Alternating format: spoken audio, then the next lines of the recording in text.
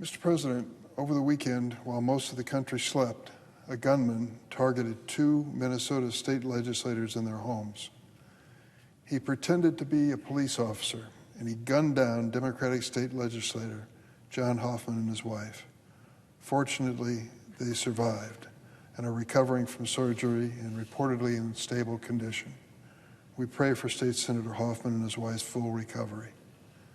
Then the gunman attacked another Democratic state legislator with over 20 years of service, Minnesota Speaker Emerita Melissa Hortman and her husband Mark. She and her husband leave behind 2 children. These killings are not only horrifying for Minnesota, but a tragedy for America. This heinous act of political violence defies American values and democracy. Unfortunately, we've seen a disturbing increase in political violence in recent years, seemingly as part of a misguided and sickening attempt to strike fear and intimidation in the hearts of the American people and those who are engaged in public service. Violence and hate have no place in America.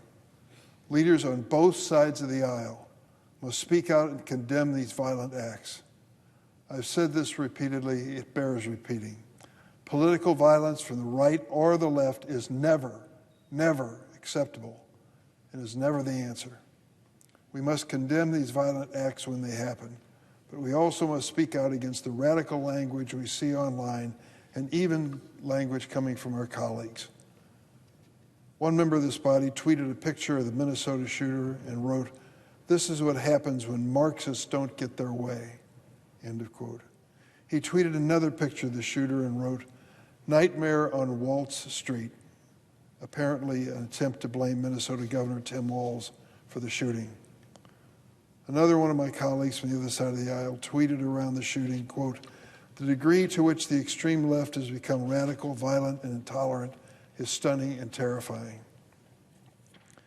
To attempt to politicize this tragedy is absolutely unacceptable.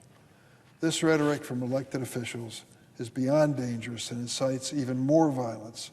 It is reprehensible and it must be called out on both sides of the aisle,